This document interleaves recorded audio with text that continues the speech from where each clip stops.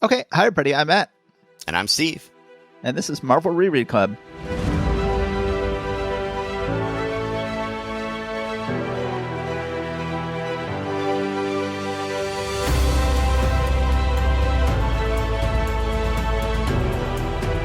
Welcome back, everybody, and welcome back to our special guest, Mike Collins. Welcome back, Mike.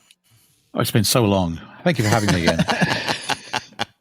We always swore we would have you back on someday, and here we are having you back on mere seconds after we recorded our first episode. We do 2 episodes in one sitting, so we just recorded the first half of the books of November 1967, and now, while you're still sitting here, we're going to go ahead and do the back half of the books of November 1967. Okay. All right. Should we just go ahead and jump in? Yep. All right. Steve, do you want to do Fantastic Four? I believe that is the pattern that we usually follow. So, yes, we will jump right into it. Oh, one thing we didn't mention in our previous episode is that we do have a Patreon. It is patreon.marvelrereadclub.com. And I might even start putting up some special content on there sometime soon. Maybe even by the time this episode drops. Right now, it's just a way, if you feel like giving us a tip for the entertainment that you get, that's good enough. But I just wanted to go ahead and throw that out there since we didn't mention it last episode. Yes. All right, so Fantastic Four number 68. His mission, destroy the Fantastic Four. And we have a cover with the Thing being held by some kind of mechanical, high-tech something. I don't even know how to describe what that is. No. Reed and Sue in costume, Johnny and Crystal in civilian garb are in the background looking shocked and surprised. I think this is one of Kirby's all-time worst Fantastic Four covers. It is entirely unclear what is going on. It is entirely unclear that this is supposed to be like a medical table that Ben was strapped to that now he's freaking out on, but it's unclear if he's being attacked by a robot. It's unclear what on earth is going on in this cover. I think this cover is shockingly bad. A shockingly bad Kirby Fantastic Four cover. Mike, what do you think of this cover? It's very confusing. Yeah. And the Thing's face does not look like a Kirby face either. You're right. No. Yeah, his face looks very off-model. Yeah. And just in general, I think that the 4-part story that begins in this issue is, as far as I'm concerned, the nadir of Lee and Kirby's run on the book. We're about to begin a 4-part Mad Thinker storyline that is just basically similar to the original Mad Thinker storyline, but just elephantine, absolutely bloated into 4 issues. So I think it is just a damn shame. But let's go ahead and jump into the issue and find out more about it. Yes. They don't reveal yet in this issue that this is the Mad Thinker, but it was pretty obvious. I figured it out. We start out, his mission, destroy the Fantastic Four, another titanic thrill fest by Smilin' Stanley and Jolly Jack Kirby. Inking Joe Sinnott, lettering Artie Simek, Frenzy by Forbush. Alicia is in the hospital because of whatever happened to her in the previous issue with the Conclave, or the Enclave. Which one was it? Enclave. the Beehive, with him, all that sort of stuff. So they're all visiting her in the hospital, the whole Fantastic Four and Crystal.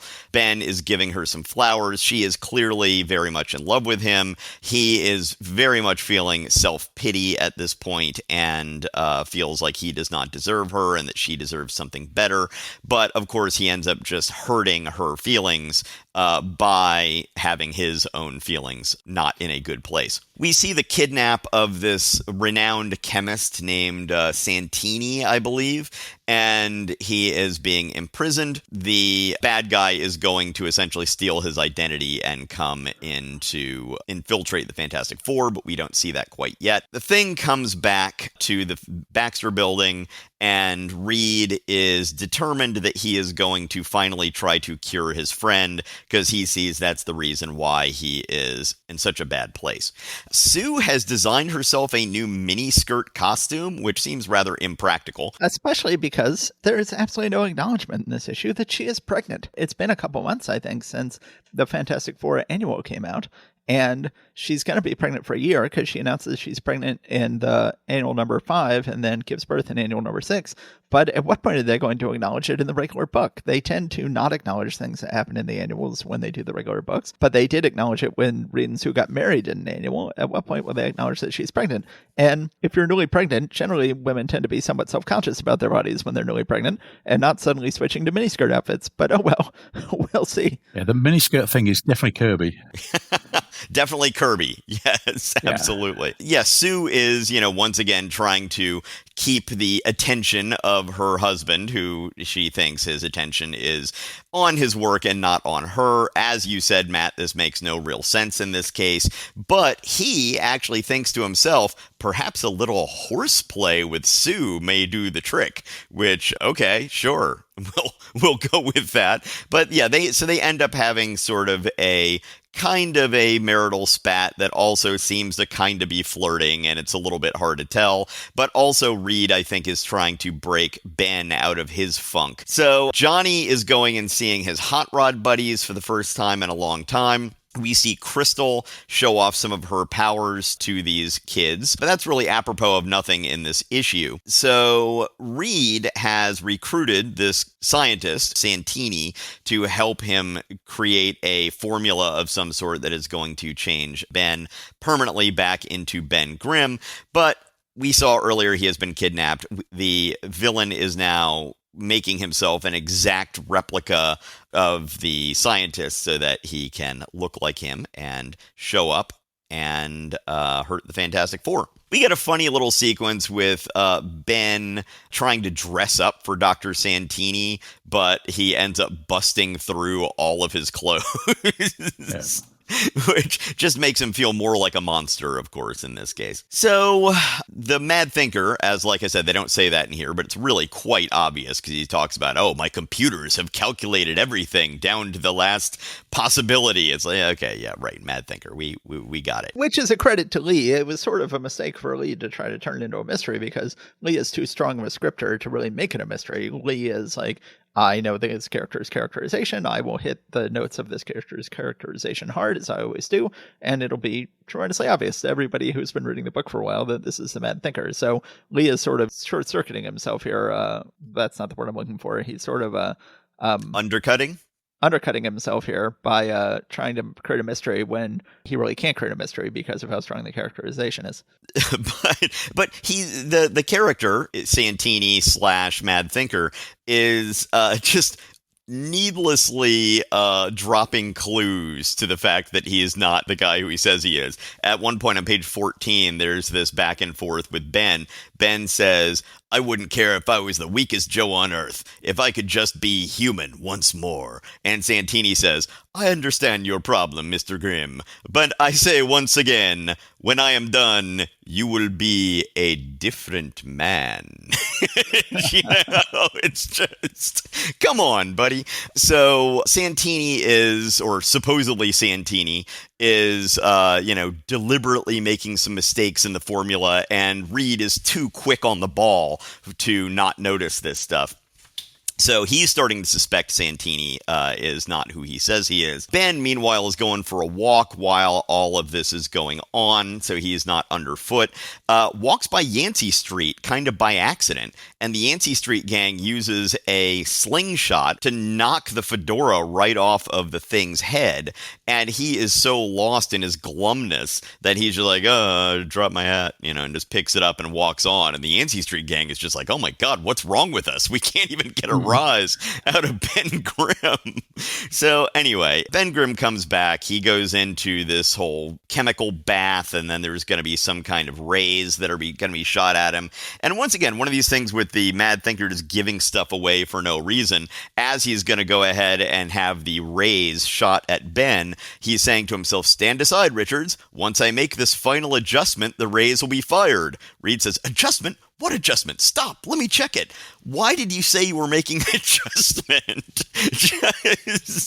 just shoot the beam already. But it turns out that the adjustment ended up leaving the thing physically the thing, but then just turning him into a raging monster, basically. And that is where we leave it. Mike, any reactions you got? Again, I think this is an issue where there's a lot of Kirby in this. I'm not sure how much of a plot Stan gave him, but it all feels like a Kirby comic.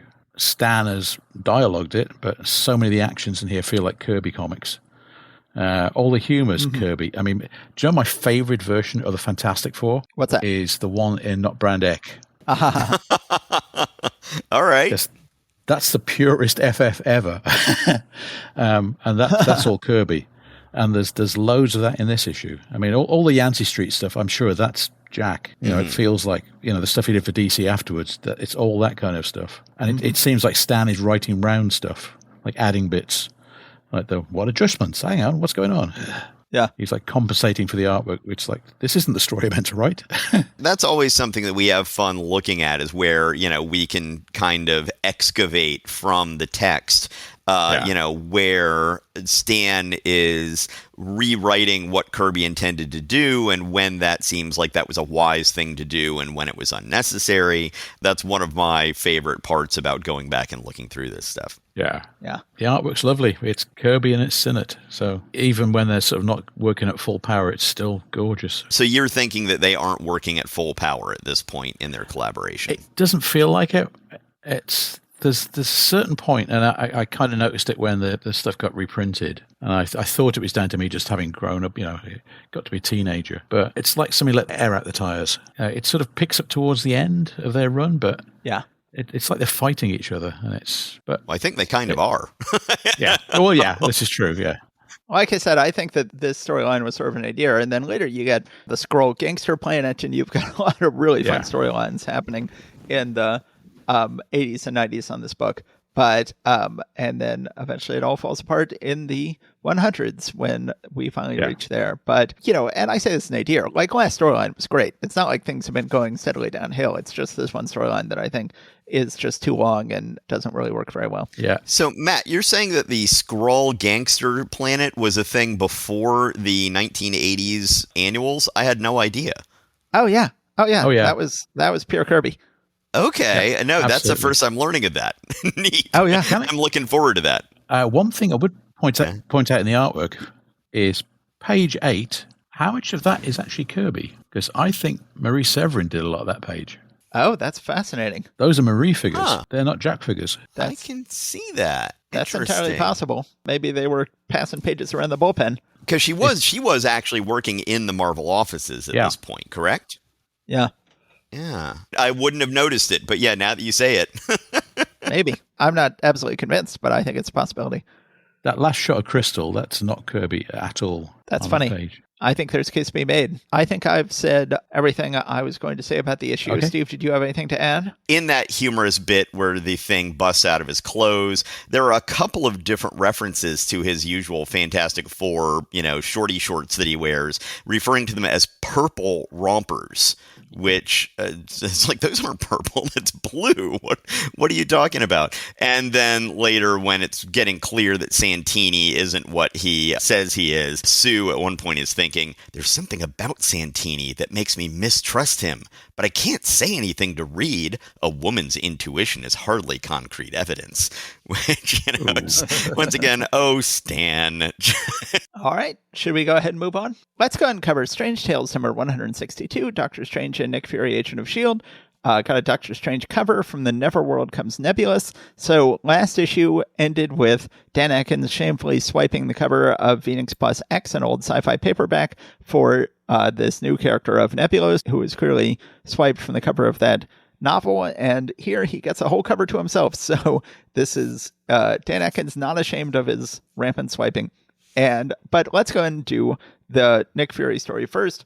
Nick Fury, Agent of S.H.I.E.L.D., Supreme Headquarters, International Espionage Law Enforcement Division, So Evil the Night, Stanley Editor, Jim Steranko, Writer/Illustrator, Frank Giacoia, Inker, Sam Rosen, Letterer. So we've got Giacoia now inking Steranko. This is not Steranko inking himself, but Giacoia is doing an incredible job, and you would never be able to tell me in a million years this is not Steranko inking himself. I somehow missed that in the credits. Yeah, no, this is using a lot of the same visual gimmickry that Steranko usually uses. Yeah, I'm gonna say that splash page is all Jim because that's done on duotone board. Yeah. You wouldn't think that Giacoia would be using Steranko's duotone board. Well, no, because Steranko would still be penciling it. So he could just pencil it on the duotone board and say, "Hey, Frank, this is the duotone board. Here's some of the, either if you have some of the chemicals, or here are some of the chemicals." Yeah, who knows? quick tutorial. Let me get you up to speed on duotone. But anyway, we have a gorgeous splash page of the Gaffer, this new character they introduced a couple issues ago, is their new inventor. And he is showing Nick Fury and Captain America, who just keeps hanging out in this book. He is showing Nick Fury and Captain America the new invisible car they've created. Sometimes invisible, sometimes various different colors. And they say, wait till that guy Bond gets a load of that baby. And indeed, James Bond will eventually get an invisible car many years later in the 2002 movie Die Another Day. And in fact, this car can also be driven by remote control, and Bond will have a remote control driven car in the 1997 movie Tomorrow Never Dies. So he is indeed making James Bond jealous here, and James Bond will do something about that jealousy. But they show off that the car can change to all these different colors. It is just awesome. Then we get the Countess Allegra de Fontaine is riding in the car. I forget. She gets sad for some reason. She's crying. Both my parents were killed fighting the resistance. Life became meaningless. Then I thought if I could carry on their places, perhaps their death would not be in vain. So then they then cut to a huge, gorgeous splash page of the new Esper division of S.H.I.E.L.D. using a massive piece of machinery to suck the thoughts out of the Esper's minds. Again, this was very much seemingly inspired the movie Minority Report, which came out years later. Although I think we've determined that the short story Minority Report had already been published. So yes. It could be that the short story influenced this, and then the art from this influenced the movie, for all we know. That is entirely possible. So then they're still dealing with Jimmy Woo, he gets in the machine. He is helping them fight the Yellow Claw. I apologize for even using that derogatory term, but... Oh, by the way... We're going to have to. Remember, yes. I was saying, I wonder if they've been able to rehab that character at all. And you were like, I really don't see how they can. Apparently, in an early 2000s book called Agents of Atlas, he was a character in that. And their explanation is that this was a mistranslation by English speakers, that his name was the Golden Claw, and that he that he was a descendant of the rulers of the Golden Horde, the Mongol Golden Horde. And so that's where that supposedly came from. He's the Golden Claw. We called him the Yellow Claw because we were racist. So that apparently was the explanation that they came up with. But then he was killed off in that storyline. Probably for the best. So then Yes. we get a really gorgeous sequence. Well, we have a nice sequence of Allegra de Valentino de Fontaine walking away into a world of Zipatone.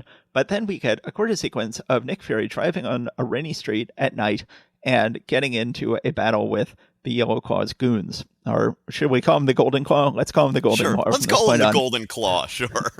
Gets in a battle with the Golden Claw's goons, and they end up fighting on top of a moving car, which is really spectacular, really gorgeous penciling and inking by Stranko and Giacoya, and ends in a massive crash. And then Kirby's like, Kirby. Stranko. There I am calling him Kirby again. No, Fury. Fury. Fury goes ahead and decides to put on the goon's gear and try to sneak in to go see the Golden Claw, but he doesn't fool anybody. Golden Claw, thankfully, has a trapdoor directly underneath Fury. The Golden Claw has a trapdoor directly underneath Fury and plunges him down into a gigantic tank filled with a gigantic octopus. I wondered if this was yet another swipe of Hal Foster's octopus from Prince Valiant, and it does look a lot like it, but it is not a swipe. Here's my thought about that, because I definitely had that thought too. So, Mike, just a couple of issues ago in Submariner, we had a Dan Adkins panel that was swiped directly from a Prince Valiant comic of a giant octopus at the bottom of a well. This looks very much like an upshot of that downshot. But I think that Steranko saw that swipe and was like, you know what? I like the idea of that. I'm going to go ahead and show what it looks like when you actually draw the thing from scratch. Yeah. Yeah, I agree. So, Mike, what do you think of this Nick Fury Agent of S.H.I.E.L.D. story? Oh, this is just my favorite of all the pieces you've sent me to read. Yes. I adore Steranko's work. I think it's amazing. Pretty sure he's colored this as well. Mm-hmm. Yeah, I think he was coloring himself at this point. Yeah, he usually did, I think. There's a lovely shot on page 5. It's the middle frame where you've got those different shades of red over Jimmy Woo's face. And it's so striking. And everything about this artwork. I mean, the panel before that where you've got Nick Fury half in shadow and his face is completely thrown like it's a Milton Caniff picture. Yeah. You know, it's just gorgeous. And as you pointed out as well, the shot of the Countess disappearing into the zipper tone. I mean, that's just a gorgeous use of the effect. I tell you one thing that's really interesting, and it's tied to the fact he's writing and drawing this. On that same page, that's page 6, the second bank of panels, you've got a caption that runs over 2 frames rather than just being over 1 frame. Mm-hmm. And it really adds a sort of cinematic narration feel of it. Yeah. Yeah, sure, everything about this is really cinematic. It's just gorgeous. And there's a really weird thing on page 7, the middle frame there, where the only color in that frame is on the car and the background. Everything else is in black and white and zipper tone. You're right. And it's just striking. I mean, I can't think of a bad Steranko page from this time. Yeah, it's very rare to have silent panels, and we've got 2 silent panels on page 7. Now, famously, Steranko, I think once Nick Fury goes off in his own book, Steranko decides to go and do 7 dialogueless pages of just spy stuff going on, and it's really gorgeous. Yeah. And then Marvel refused to pay him for writing them, and they're like, "Oh, you didn't script those, so we're not going to pay you." Yeah. and then many years later, Marvel would do an entire month of dialogueless issues called Nuff Said, that they eventually realized that was not bad storytelling to go ahead and have some dialogueless panels. Well, I imagine that was after the silent issue of G.I. Joe that was so just really made such an impression on an entire generation of kids. I wasn't even reading G.I. Joe, but it's just like, oh no, you gotta read this issue. Yeah. This is just a gorgeous issue. And yeah, it is just stunning that Steranko didn't ink it. You know, with a lot of that stuff you're talking about with the use of Zipatone and the duotone board and all of that sort of stuff. Giacoya just does a phenomenal job being Steranko here. Just a couple little minor things I just want to point out. At one point when Fury has attached himself to the top of the Claws goon's car, he says, "Hey, what the? Trying to shake me off, skidding the car like a couple of lady drivers." It's just like, okay, you know, I guess that's probably in character for Nick Fury. And then when he has put on the goon's clothes and is going in to speak to the Claw, I'm just going to call him the Claw, he then says to him, "1,000 pardons, exalted and enlightened one. This humble servant returns from his mission." And then he thinks to himself, "Whew, I'm sure glad the Late Show runs those old Charlie Chan flicks." Yeah, because I'm sure the Charlie Chan flicks will give you actual authentic ways of speaking, you know, among Chinese people. Also, wouldn't they be speaking Chinese there? Although, you know, basically in any of these things from the 60s, whether it's comics or TV, nobody speaks another language. They just speak English with an accent. Oh, yeah. All of Space and Time speaks modern English. Yes. As a matter of fact, I was just telling Matt that I was just watching the Danger Man show from 1961 that he gave me on DVD. And yeah, there was a whole sequence where it would make no sense for these characters to be speaking English and to be able to be interacting with the main character. It's like, are we supposed to believe that he speaks Chinese? Like, what's going on here?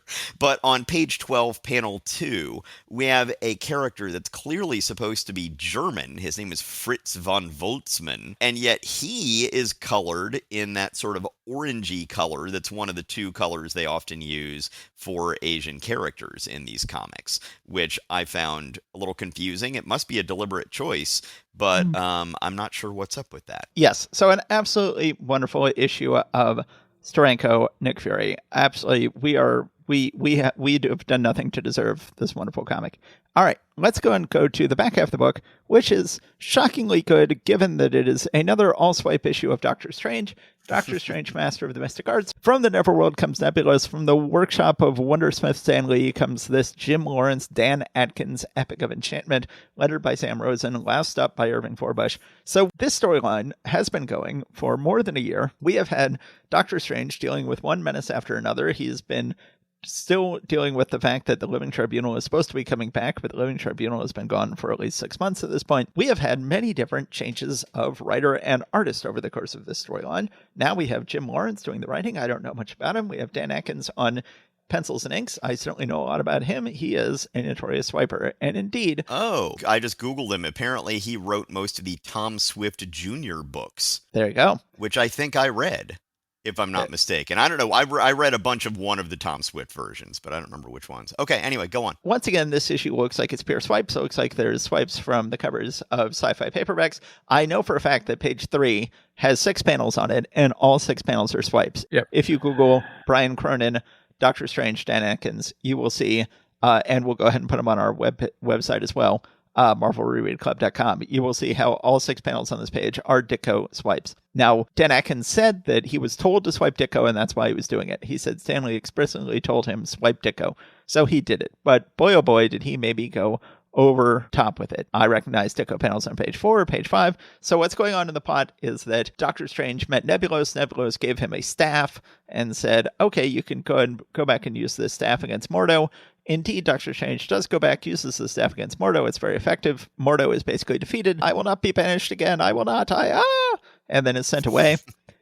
We get something else that is clearly taken from the cover of a sci-fi paperback as Doctor Strange goes back to Stonehenge to just check in on the Living Tribunal's hourglass, which is still ticking away. And then he is summoned back to where Nebulous is. We've got a pretty attractive 2-page double splash on pages 8 and 9.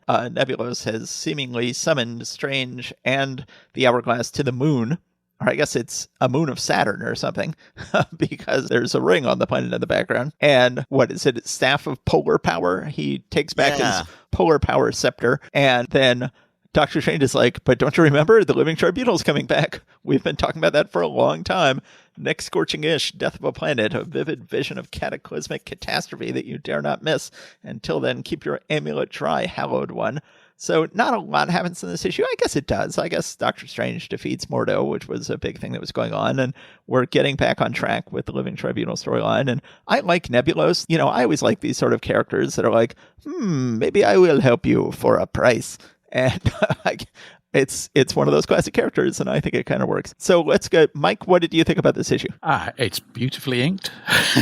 Like you say, the swipes are so obvious. And it's one of these problems with artists that swipe is that if they're not swiping the same person, it becomes really obvious when they switch. Oh, yeah. There's some stuff on page 2, which I have no idea who's picking on there because that's not Ditko at all. The weird shot of Strange holding onto the staff is somebody else. Pages 3 and 4, there is so much Ditko, which it looks great. It's wrong, but it looks right. It's crazy.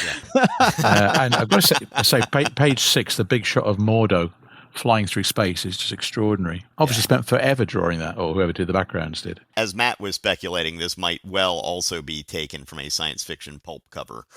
Oh, yeah. Oh, it's got to be. But you're right. Even if it is, he put a lot of work into it. Yeah. I love the last page. The last shot of Strange on there is just absolute classic, half in shadow picture of Strange. But it obviously looks like Jim Lawrence wanted him to draw the Living Tribunal because he's just pointing out, look, there's the Living Tribunal. And then the last panel is just dialogue. It would have been good to actually see it, wouldn't it? That's what comics are supposed to do. Yep. Yeah, you're right. It's almost like he's just like, yeah, no, dude, I'm done. The deadline for the printer is in 10 minutes. We just got to go ahead and wrap this thing up. Yep. So a couple things. One, like I said, I looked up Jim Lawrence's Wikipedia page, and in addition to the Tom Swift Jr. books, he wrote the James Bond newspaper strip for a while. Oh yeah, he did. And he fought in the international brigades in the Spanish Civil War. Wow. Whoa. Yeah. This guy's a badass. Yeah. So yeah, this guy is somebody. But I just had not heard of him. So that's fascinating. Only other thing I'll mention other than what the two of you have said is on page 10, that final panel right before the Death of a Planet cop-out panel. Is it just me, or does Doctor Strange look there like he has a little bit of an Asian countenance to him? Yeah. I have talked, Mike, about how it's my theory that when Steve Ditko created the character and for the first year of stories, I believe that Steve Ditko's intention was that he was Tibetan himself. Yeah. And that changed when the origin was written. That's why that jumped out at me. It's like, oh, look, he's Asian again for just a moment. That happened to be the issue that he's swiping from. Yeah. Yeah. Could very well be. Yeah, that's it. That's all I have to say about this one. Okay, exciting. All right, let's move on to Tales of Suspense. You want to cover that, Steve? I believe it's my turn, so I will do my best. Tales of Suspense featuring Iron Man and Captain America, If a Man Be Stone, featuring the uncanny Grey Gargoyle. So Grey Gargoyle has been a Thor villain up until now. We're going to go ahead and see him here. We start out, though, with, well, first, If a Man Be Stone, let us frolic anew in the wondrous world of fantasydom, led by Smilin' Stan Lee and genial Gene Colan, joined by such cheerful cherubs as F. Giacoya Inker, L.P. Gregory Letterer. So nice inks. Giacoya doing a nice job on Colin, showing us what we were missing in Daredevil. Absolutely. In the last couple of issues, we've had a little bit of a subplot going on about some person trying to get into Stark's factory. And I believe in the previous episode, we saw this mysterious person knock out a guard. So we begin with Stark returning to his factory to find out that all this is going on. They come in to find out that this mysterious person is Jasper Sitwell. So, and right as we're finding this out, Stark uses the term, "Who in the name of a twisted transistor are you anyway?" We've heard twisted transistor used once or twice. It's not a thing. They need to stop trying to make it a thing. No, I'm very glad to have Jasper Sitwell back. I thought he was just a great character in the S.H.I.E.L.D. storyline. And then at some point, Stranko sort of decided he wanted to bring in his own supporting cast and wrote the old supporting cast out of the book. And I thought that was a real loss to lose Jasper Sitwell. And I think it's a brilliant idea of Stan Lee to go ahead and move him over to be the new foil for Tony Stark, at least in the next couple of issues of this book, which I think is a great way to rescue that character. And of course, because they have written out the supporting cast of Iron Man in the last couple of issues, Pepper Potts and Happy Hogan have eloped and left. So yeah, I think that they're very much saying, okay, well, this was a good supporting cast character. We're no longer using him over there. We're going to bring him in over here. And if I remember right, he ends up being a liaison between Stark and S.H.I.E.L.D. for decades after this.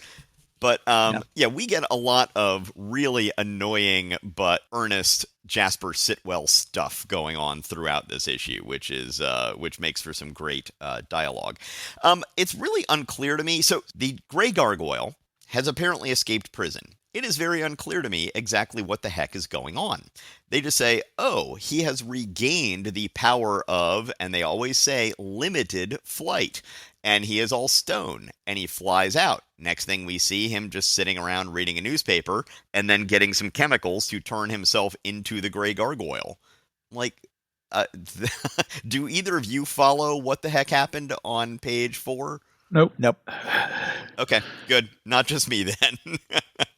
So the Grey Gargoyle has read that Stark has come up with some kind of new unbeatable weapon, and he's going to use it to defeat Thor in order to get Mjolnir, because he believes that if he gets Mjolnir, he will be immortal. Which, was that something from the earlier Thor comics? That may have been his thing. Yes. Okay. Yes, it was.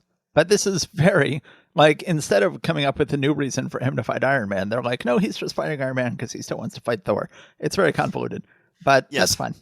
And also on the headline, it makes it clear that it's a cobalt bomb that he's trying to get. So we have discussed in the past what cobalt bombs are. Essentially, they're doomsday weapons. So getting your hands on a doomsday weapon would not really be very helpful in terms of just getting the hammer and then being able to be immortal.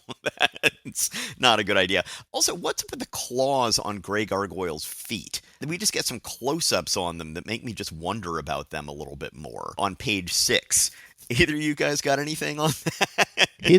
I think he's supposed to look like a gargoyle. I think he's supposed to look like a stone gargoyle perched atop a cathedral. And so he's always had claws on his feet, which isn't really explained by his origin at all, but they're there. They look like funky socks. Yeah, they do. Yeah, they look like if you like some kind of novelty socks you get for Christmas, and you'd wear them around for one day, and that's it. So Grey Gargoyle breaks into the factory. Stark's trying to figure out how to get away from Jasper so he can change into Iron Man. Jasper is like, oh, I will go sacrifice myself to protect you. And Stark's like, oh, good. Excellent. That means I can go change into Iron Man. which I find hilarious. Jasper then finds out that Iron Man's there, and he's like, "Oh, good. I'm assuming that you got Stark to safety." It's like, "Oh, good. We're all making these very convenient assumptions." Greg Argoyle ends up turning Iron Man piece by piece into stone, or at least the armor that he is wearing. It's a little unclear if he himself is turning to stone inside there or not. And at the end of the story, the Grey Gargoyle has him up on top of the factory and is hurtling the stone Iron Man off of the top of the building because, of course, a stone statue is going to shatter when it hits the ground. So, for once, we have a villain who's like, nope, I've got the hero dead to rights. I'm just going to go ahead and murder the guy. So Yep. at Nice. the end of this story, Iron Man is plummeting to his certain doom. Next, what price victory? Yeah, I think it's great to have him finally just try to kill him. Yeah, I thought it was excellent. Mike, what do you think about this issue? I love the Colan artwork, and I think the inking on this is a lot more sympathetic. Oh, Yes. It seems to work a lot better. Story's nuts, but but I tell you that the stuff that Gene Colan obviously enjoyed drawing was the Jasper Sitwell stuff. Yeah, I agree. It really goes up a notch on that. He really likes characters. He likes characters and faces. And yeah, so I can see that he would definitely jack that up a notch. Yeah. The next time you see him really doing anything quite as loose as that is when he did those issues of Archie. Oh, You know, did it's that- Colin do some Archie? Yeah. What? I didn't know really? That would be fascinating. Yeah. Be But, a you know, break it's- from the house style. Oh, yeah. It was like, Marvel didn't want him anymore. DC was sort of like, couldn't give him the right thing. I think Archie just said, come and play with us for a bit. But I like his loose card. Again, Not Brand Ek as well. The cartoony stuff he did for Not Brand Ek. This is what this feels like. Mm-hmm. Yeah. Or, the cartoony stuff he did in Howard the Duck later. Yeah. Yeah, I like this issue a lot. They had written Tony Stark's supporting cast out of the book. They'd written Jasper, Sitwell, and Shield, and so let's take two great tastes and put them together. And it's going to really revivify this book. And lovely art, lovely penciling, lovely inking. Everything's great. I do think that the car on the first page is a little tiny. If you try to imagine Tony Stark actually sitting down in that car, you realize that he'd be a little bit cramped. But other than that, a great issue. Shockingly good issue of Iron Man. Yeah. Okay. Yeah. Shall we move on to Captain America? Oh, yeah. Let's do it. Captain America, Living Legend of World War II. With a little trademark next to that. I had not seen that earlier. That's odd. A time to die, a time to live. And we begin in medias res here with Captain America going after some standard straight-up mobster named Gunnar Gates. And he's breaking in, but he seems to be fighting with a fury that we don't usually see him take. And we don't know why. They're saying, oh, don't worry, we're going to go back and tell you. Credits, Stan the Man Lee and Jack King Kirby in the prestigious company of Joe Sinnott inker, Artie Simek letterer have done their very best. Now the rest is up to you. So Captain America was sitting around just waiting for a phone call, gets a phone call, says, can it be a new call to action? But he calls up and it's a different kind of action because he's getting a call from the lady agent who he's been hanging out with, who is finally named here. They're just sort of seeming to assume that it's like, oh yeah, no, we've always known what her name is. She's called Agent 13. So she's not named. We don't find out her name is Sharon Carter, but at least she is given some sort of moniker that we can refer to her as. She has just not been referred to as anything. Like, I'm like, can't you at least call her Agent 13? Well, in this issue, they finally start calling her Agent 13, which is at least something to go on. So he essentially asks her out on a date. She is perfectly happy to go out on a date. I like the facial characterizations in the bottom of page 3, where he looks just pleased as punch, and she has that kind of nervous, happy, kind of excited look that she's not quite sure where this is going. He takes her out to a super romantic restaurant, and he just really is jumping the gun in so many ways in this. Yeah. I joked about how in the MODOK issues that, when he was like, lead on, lady spy, I forget what the line was, but it was something that it could come across as sexist, but it could also have come across as, I'm just really awkward and I don't know what I'm saying and I don't know how to talk to girls kind of thing. And this sort of comes across that way to me here. He takes her out and he says, there will be much more such nights, a lifetime of them. Whoops, I'm getting ahead of myself. I wonder what people would say if they know I'm here with a girl who means so much to me, and yet I don't even know her real name. How does a fella propose to someone he knows only as Agent 13? She's like, propose? Wait a minute, what's going on? But the whole thing is she's an agent of S.H.I.E.L.D., so she can't get married, which, I'm like, come on, be a little more modern. You can be a working woman while you're married. Why not? It's the 60s. But they both end up feeling quite dejected that they are not able to have more of a normal relationship. So that's why, Captain America decides essentially that he is going to give up being Captain America. So he's going to go out on one last mission for some reason. And so that's why he's fighting with such savagery here, supposedly because this is his last mission. Why? That doesn't seem to make much sense, but okay. And he reveals that he is Steve Rogers. It's always been a little unclear if it's just the Avengers who know that Captain America is Steve Rogers or whether the public did. But clearly now the public is supposed to all know.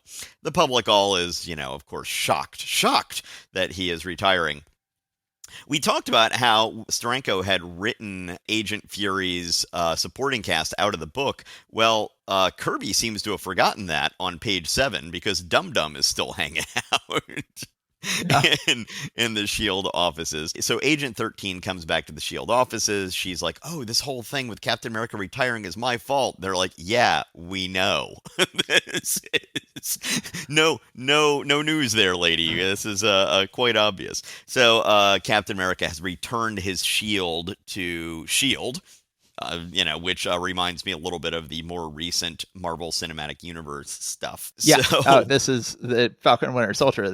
He turns in his shield when he decides he doesn't want to become Captain America. It's all very similar. Yeah, so Steve Rogers is going and getting himself fit for new clothes, it looks like, which, okay, it seems like you probably already had some clothes, but that's fine. Now that you're going to be living in your civilian identity more, maybe you need more clothes and better fitting clothes. But the end is just sort of a little bit ambiguous. You just get a big splash page of him flashing back to all of the stuff that he's done. It's, once again, they've actually played around with the idea of PTSD in this book in the past, and this looks, or as they would call it at the time, battle fatigue.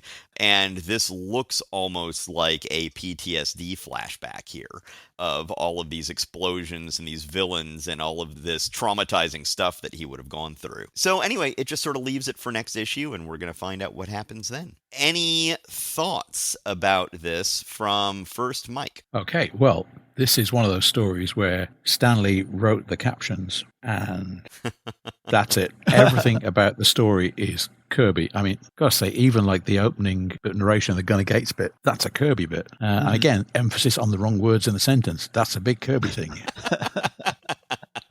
Yeah, I think basically what Stan did was he was handed this by Jack and just tidied it up, just corrected some of the grammar. But everything about this is just Kirby. Because when Kirby came back to Marvel in '76 and took over Captain America, this is how the book looked and felt then. Yeah, it does. It's obviously that was his idea about how the book should be taken. But yeah, and say that last page, my God, that's just PTSD. That's somebody that's got issues sitting in his vest in an armchair, just going, I can just see old faces, hear old voices. It's like, no, you're not well, guy. And old explosions. Yeah. Old gunshots. Yeah. And old Kirby crackle. Yeah, indeed. Just actually a couple of things I had in my notes that I forgot to mention earlier. One is, Matt, we've had the ongoing thing with bad guys named Turk. Yes. We have another Turk referred to here on page 2. So who knows if this is related to Big Turk, who we heard referred to a few episodes ago. And the other thing is, again, different characterizations or people not being on the same page in terms of what's going on with Fury. When Sharon Carter shows up in the offices, she says at one point, does that mean you need me anymore, Colonel? And he says, you know we need you. Whereas in the previous story with Steranko, they made it very clear that he was prejudiced against female agents. So, sure. They just don't have this quite in the same page. Yeah, no, you're right. That's not consistent characterization that he's opposed to female agents in one book, and it's entirely dependent on one to the extent where he's willing to destroy Captain America's social life in this comic. All he has to do is go like, nope, I don't need you anymore. We got other agents, but he's unwilling to do it. I love this issue. It's beautifully penciled by Kirby, inked by Sinnott, and really nicely written. This is a huge turning point for Captain America. At least he's got some sort of name to refer to Sharon Carter by, and he's ready to get married. He's ready to throw his everything away. The one thing that I absolutely can't stand about this issue is I never like it when heroes reveal their secret identity, because inevitably the next person to write the book, who in this case will be Jim Steranko, will say, nope, I want them to have a secret identity again. And they will have to go to ludicrous extremes to reestablish someone's secret identity after they have revealed their secret identity to the world, which is the ultimate example of putting the toothpaste back in the tube and never works and is never convincing. But Steranko, in his brief time writing, penciling, and inking this book, will somehow reestablish the secret identity, despite the fact that the whole world knows it right now. If I were editor-in-chief of Marvel, my number one rule would be no one can ever reveal their secret identity because someone else later on is going to wish that you hadn't done it, and how on earth are you going to reverse that? But the most bizarre part of this issue is Captain America is trying to grab Gunner, and he's like, ready or not, Gunner, here I come. Then he says crossbow shafts. It looks like Gunner is plays for keeps. If his timing had been a split second more precise, he'd have had me. So suddenly there's all these they're called crossbow shafts. I think they mean crossbow bolts, which are going into the wall. And then you would think he would then open the door and find that Gunner had a crossbow. He doesn't. Gunner has a gun. As in fact, his name is Gunner. Where did these crossbow bolts come from? Yeah, that's a really good question. It's just out of the blue. And then back into the blue. Yes. And in fact, guns are better than crossbows. And I don't blame him for suddenly casting aside his crossbow and picking up a gun instead. But that was rather odd. But I love this issue. It is nicely written, beautifully penciled, beautifully inked, and a huge turning point in Captain America's life, and will be the beginning of a good storyline. Can I say one little thing about, because it's the last thing we've got that's Sinnott's inked. When I started in comics, I was working with Mark Farmer, the two of us, because my inking wasn't very good, and Mark was a bit shaky on his layouts. So we actually became the first British penciler and inker team. Up until that point, everybody in British comics was a full artist, so we were really unusual. But Mark's inks, his whole style is based on seeing Joe Sinnott, because Mark didn't appreciate that Sinnott's artwork had been reduced to print size. If you look at Mark's inks on original pages, they look like Sinnott at print size. Interesting. There you go. Yeah, I love Mark Farmer's inks. Obviously, he inked Alan Davis's run on Excalibur, which was absolutely gorgeous. But that's interesting that he was inking Sinnott, but at a different size. Yeah, absolutely. Because years ago, I went to San Diego. It's when I was doing Peter Cannon Thunderbolt, and I got to meet Jack Kirby. Oh, wow. So Mark made a point of, next time he was in America, meeting Joe Sinnott so he could have comparative photographs. Nice. Yeah, Mark Farmer and Alan Davis are just a spectacular combination. Mm-hmm. It's just beautiful artwork. Okay. All right, guys. Well, we've been recording for a long time. Let's go ahead and do our final book, Avengers. Yes, absolutely. All right, so we'll deal with this one quickly. The Avengers, number 46, fasten your safety belts, true believers, because Ant-Man is back, and how the Acme and the Anthill.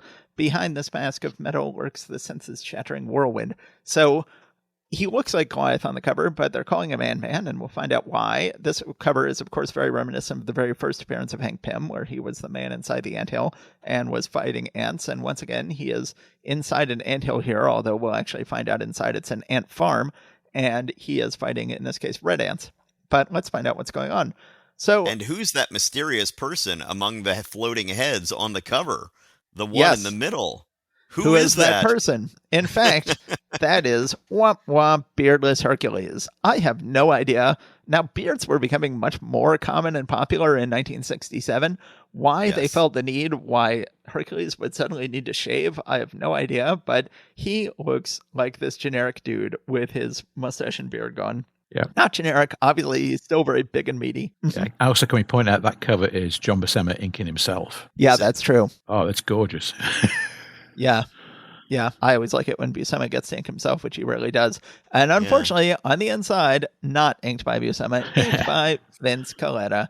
Stan Lee, editor, Roy Thomas, writer, and John Buscema, artist, again pool their peerless powers with those of Vince Colletta, inker, and Sam Rosen, letterer. More you could ask for? It says in sort of a Yiddishism there. So this book is seemingly set within the couple of hours after Captain America got dumped, and when he decides to quit because Captain America is really in the dumps here and they're trying to figure out what's going on. And it says, if you want to know, read Tales of Suspense number 95. Meanwhile, Hawkeye stops by with Black Widow, who is still retired, which I'm very happy to hear because I never liked her very much as a character. The Wasp shows up and has brought her chauffeur with her. And they're like, Wasp, you're not supposed to bring your chauffeur here. What if your chauffeur is secretly a bad guy and he's scouting out the place? And she's like, well, what are the odds of that? But okay, I'll go ahead and send him away. Well, turns out he is a bad guy and he was scouting out the place. Meanwhile, Hawkeye then goes ahead and introduces shaved Hercules. We see him with his beard and mustache in one panel, and then in the next panel, he's all shaved. I have no idea why they would do that, but they went ahead and did that with the character. And then Hercules, they go on sort of a double date with Hawkeye and Black Widow and Hercules and Scarlet Witch, which is a whole nother direction this book could have gone. It doesn't really go. Meanwhile, we go home with the chauffeur, who it turns out is really the Human Top. But the Human Top is no longer going to be called the Human Top anymore. He's going to be called the Whirlwind, which is a much better name. Oh, yeah. Tops, famously not threatening devices. And whirlwinds are similar to tops in that they twirl around, but they're much more threatening. People are scared of whirlwinds. They're not scared of tops. So I like the name Whirlwind a lot better. Whirlwind will become an even better character once he'll get gladiator-style spinning saw blades on his wristbands, which will make him a lot more scarier when he twirls around. But as for now, he's still perfectly fine. He's better than perfectly fine. He's a lot better than he used to be when he was a Human Top. He's a more effective character. I like his new costume, although it's one of these costumes where he can't turn his head. So if you just step slightly out of his range of vision, then you can defeat him. Well, but he spins around, so he can see everything in 360 degrees. True. Good point. So then Hank is doing research with an ant farm. Captain America is very depressed and daydreaming. And then Whirlwind goes ahead and attacks, goes crashing through the wall of Avengers Mansion, starts attacking Hank and Jan, decides to shrink them down using their own shrinking ray and dump them in the ant farm, which they do not have their ant controlling apparatus on them, so they have to fight the red ants. So this is fun. This is a fun little... It's rare that Marvel does like, oh, remember that old story? Let's, do a new twist on it. That's not the sort of thing they're doing a lot of then. God knows they're doing a lot of that now, but they weren't doing a lot of that then. But this is one of the few times when they are very much doing it. They're like, oh, let's have a little homage, little story that pays tribute to the original Hank Pym story. I mentioned earlier that I actually thought that the inks in this issue were shockingly professional for a Coletta issue. I will point out on page 9, I believe this is, page 9, panel 4, Jan's face there, I love her face, and that is not a John Buscema face. That is a Vince Coletta face. I don't know. Mike, are you now regretting that you ever had me ink your work now that I gave that opinion here? No. I mean, the thing is, Coletta could be great. I mean, when he was doing the romance stuff, he was fantastic. And I think one of the reasons that he seems to be really good on this one is it's not a regular superhero book.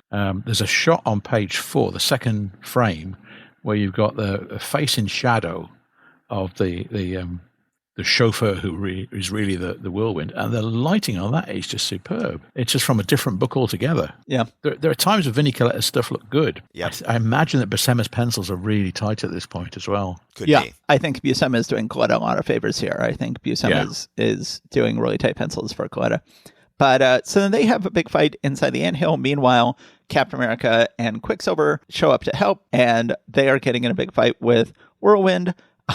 Unfortunately, we have Jan and Hank inside the anthill, and then Jan saves the day by killing the queen ant and allowing Hank to take over. Does she do this on purpose? Of course not. Jan will occasionally save the day, and it's always made very clear she has done so accidentally. She has no idea she's killing the queen. She has no idea this will help Hank. Oh boy, I get so tired of this, always having her accidentally save the day.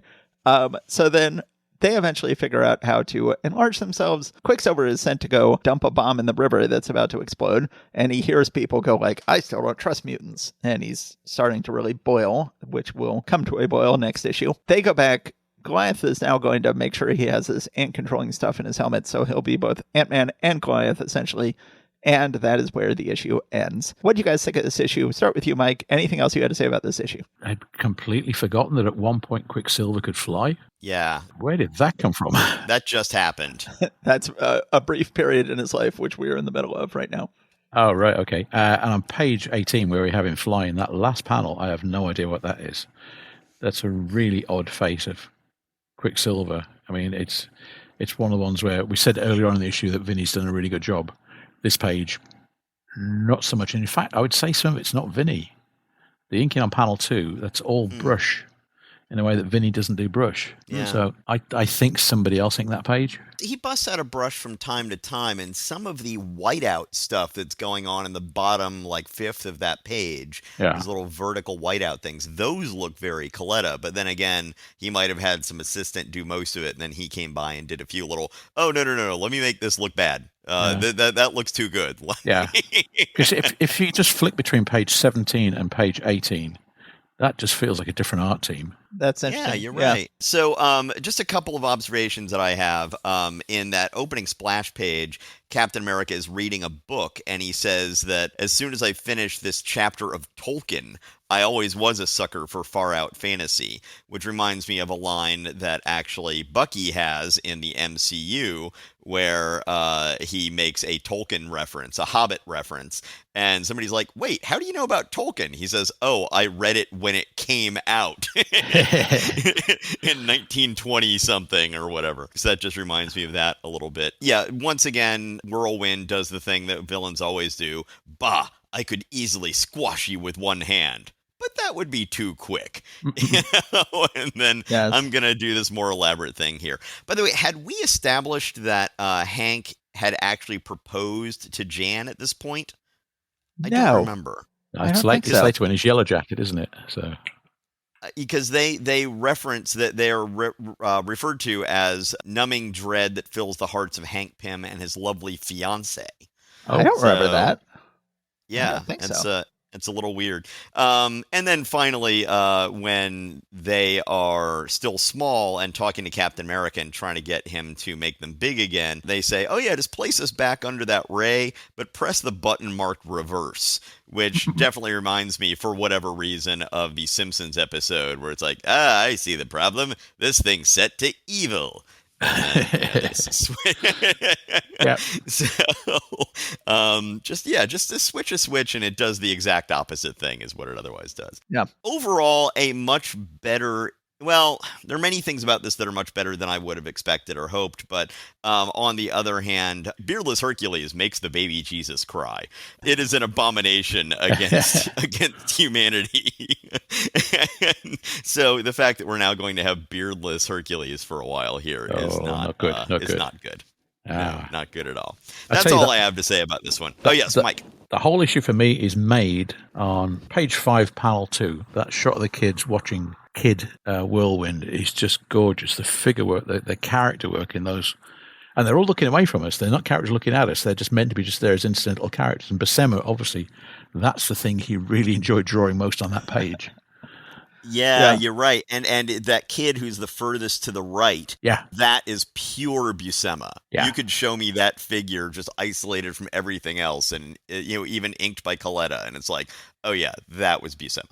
Yeah. and you could see Buscema showing you how to draw this in the How to Draw Comics the Marvel Way book. You could see that's the sort of figure he likes to teach you how to draw in that book. Yeah. Oh yeah. No, so overall, I like the issue. I love Adventures with Giant Ants. That's always fun. Yeah. In fact, the Whirlwind stuff, less interesting, but yeah, more giant ants. That's what we want. Yep. Yeah. Or in this case, normal-sized ants with tiny people, which has the same effect. Indeed. How did they color the ants in your books? It's like an off-red, yeah. Yeah, and here it's just pure magenta. Ah, there you go. Which is not okay. That really bugged me that they were straight magenta. Anyway, so Mike, thank you so much for being able to join us for reading all 9 books, for being able to schedule this. I know that, especially getting the scheduling between the UK and the US, especially 2 separate time zones in the US, can be a little bit. And we had some technical issues along the way. Thank you for your patience. And we're just so happy that we were able to have you on. Yeah, real pleasure doing this, guys. I love my comics. I mean, I've been drawing professionally for 40-odd years now, and I still get a buzz out of reading good comics. And these weren't all good, but I loved it. Still enjoyed reading them. The amount of story that's in each of these issues is just incredible. When you look back at how much they put into it and how fast they were drawing them is extraordinary. Yes. But I think the last two books we did, the Avengers and the Strange Tales, absolutely mint. They were just great stuff. Yep. Oh, and I the agree. the Captain America stuff as well. They're just really, really good stuff. Yeah. So, all right. Well, Mike, thanks so much for coming on. We greatly appreciate it. That was for the books of November 1967. Thanks, everybody, and we will see you next time. Absolutely. Excellent. All right. Thank you, everybody. Stay safe and take care. Thank you, everybody. Take care and stay safe out there. Okay. Bye, guys.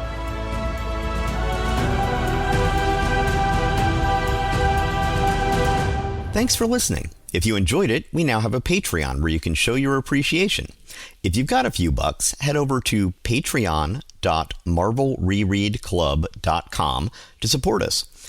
Also, you can still rate and review us at your podcatcher of choice, and that would be greatly appreciated as well. You can find us online at marvelrereadclub.com, as well as Facebook, Instagram, Blue Sky, and Threads. See you next time.